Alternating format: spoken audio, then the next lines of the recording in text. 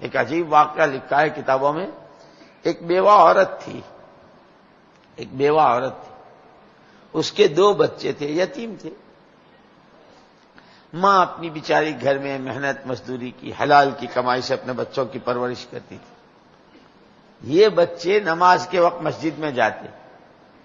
اب بچوں کو تو کوئی بھی کھیل چاہیے، تو یہ بچے جہاں مصلیوں کے جوتے اترتے تھے وہاں کھیلتے تھے دونوں بھائی.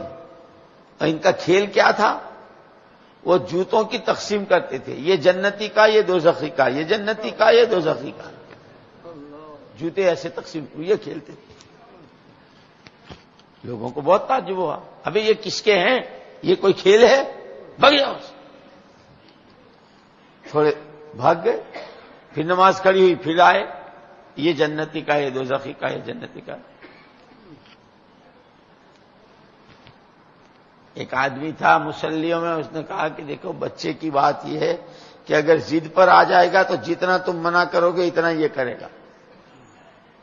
جتنا تم 3 آدمیوں کی ضد مشہور ہے نا، 3 کی ضد بہت مشہور ہے، بال ہٹ، تیریا ہٹ اور راج ہٹ. یہ 3 ہٹیں اور 3 ضدیں بہت مشہور ہے، یاد رکھنا. بال ہٹ بچے کی ضد، تیریا ہٹ عورت کی ضد، اور راج ہٹ حکومت کی ضد.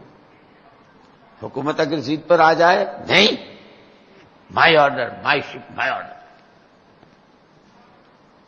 ایسے عورت اگر ضد پر آ جائے اور ایسے بچہ ضد پر آ جائے. اسی لیے یوں کہ جب کوئی ضد پر اڑ جاتا ہے تو بڑی بڑی خیر سے محروم ہو جاتا ہے. یہ ابو جہل، ابو لہب، عتبہ، شیبہ، یہ سب اپنی ضد میں مارے گئے. اخنس ابن شریق منافقین کا سردار تھا ایک، اخنس ابن شریق.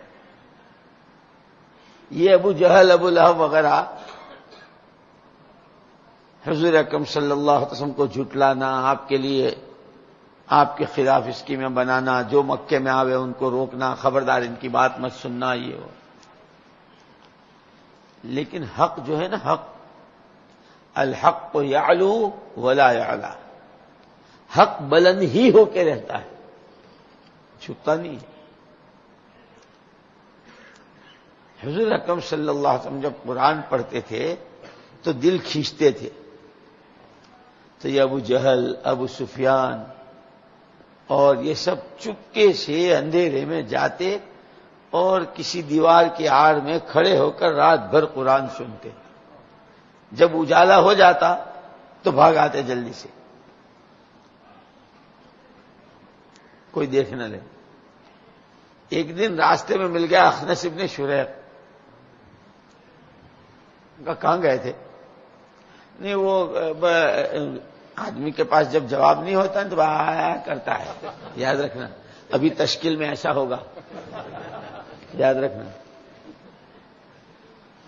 مدرسے میں آپ نے دیکھا ہوگا، بچے نے دیکھا کہ استاد کچھ لکھ رہے ہیں، دیکھ نہیں رہے ہیں، چپکے سے چلا گیا. اب جب آیا تو دیکھا، کہاں گیا تو وہ استاد سمجھ گیا کہ یہ کوئی جواب بنا رہا ہے. اور اگر کسی بچے کو پیشاب آ رہا تھا سچ مچ اور استاد مشغول تھے اور اس نے دیکھا کہ اب اگر کھڑا رہوں گا تو کپڑے خراب ہو جائیں گے، وہ جلدی چلا گیا. اب آیا، پوچھا کہاں گیا تھا؟ پیشاب کرنے گیا تھا. اس لیے کہ وہ حق ہے، اب وہ اس کو کھجانے کی ضرورت نہیں. 4 مہینے کے نام لکھوانے کے وقت آدمی جب کھجاتا ہے نا کہ وہ مول صاحب وہ میں تو میرا ارادہ ہے، میرا بھی ہے، یہ جو تھوک نکلتا ہے اور ادھر ادھر کی کرتا ہے نا، وہ سمجھتا ہے کچھ کر رہا ہے، اندر ہے نہیں. اس لیے ذرا چوکنے رہی، اب ایسا مت کریے. تو اخنس ابن شریق نے پوچھا کہ سچ سچ بتاؤ تم کہاں سے رہے ہو؟ بھائی کیا کریں، وہ روز اعلان ہوتا ہے بیان ہوگا تو بیٹھ گئے تھے. 4 مہینے چلا گیا میں. اس نے کہا ابو جہل نے کہ بات یہ ہے کہ محمد صلی اللہ علیہ وسلم جب قرآن پڑھتے ہیں تو دل کھینچتا ہے، تو میں قرآن سننے گیا تھا، تو اس نے یوں کہا کہ تمہیں شرم نہیں آتی؟ دن بھر تو تم ان کی مخالفت کرتے ہو، جو مکے میں کسی راستے سے آتا ہے اس کو بھی کہتے ہو خبردار اس کی بات مت سننا، اور رات کو اندھیرے میں تم یہ کرتے ہو، تو اگر تمہاری پبلک کو پتا چلے گا تو پبلک تمہارے پر تھوکے گی نہیں؟ ارے ہاں یار وہ کیا کریں، بس نہیں رہا گیا، اچھا آئندہ ایسا کچھ نہیں کریں گے، بہت قسمیں کھائی۔ لیکن قرآن اپنے میں کشش رکھتا ہے، قرآن اپنے میں کشش رکھتا ہے۔ اللہ ہمیں قرآن سے مناسبت نصیب فرما دے۔ دوسرے دن پھر یہ واقعہ پیش آیا، پھر اس نے کہا کہ تم نے کل تو منع کیا تھا کہ اب نہیں جاؤں گا۔ ارے بھائی کیا کریں، 3 مرتبہ اس نے ان کو پکڑا، اس نے کہا کہ بات اندر کی کیا ہے وہ ذرا معلوم کرنی چاہیے۔ کہا یوں راستے میں تو یہ بتائیں گے نہیں، ذرا گھر جا کر کے اپوائنٹمنٹ لے کے جب بات کرتے ہیں نا تو اچھی بات ہوتی ہے۔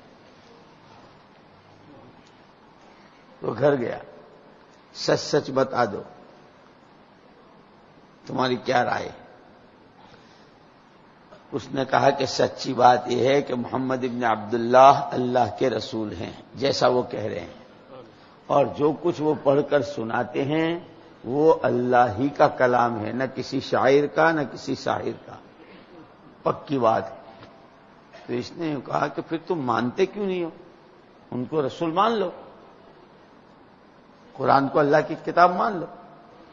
تو اس نے یوں کہا کہ بات یہ ہے کہ ابھی تک ہمارے اور ان کے خاندان کا مقابلہ چل رہا ہے، وہ کہتے ہم بڑے باپ کے، ہم کہتے ہم بڑے باپ کے، دونوں کا مقابلہ چل رہا ہے، اور ابھی تک مقابلے میں دونوں بالکل برابر برابر ہیں۔ اگر حاجیوں کو پانی پلانا، حرم کی خدمت کرنا، اس کے لیے انہوں نے اپنے جوان دیے تو ہم نے بھی اپنے جوان پیش کیے کہ تمہارے پاس ہے تو ہمارے بھی لے لو۔ کسی جنگ کے موقع پر اگر انہوں نے اپنے بہادروں کو پیش کیا تو ہم نے کہا کہ ہم بھی کوئی مرے مرائے نہیں ہیں، ہمارے پاس بھی۔ تو ابھی تک جو مقابلہ چل رہا ہے وہ بالکل برابر برابر کا چل رہا ہے۔ اب اگر ہم ان کو نبی مان لیں تو ہم نبی کہاں سے لائیں گے؟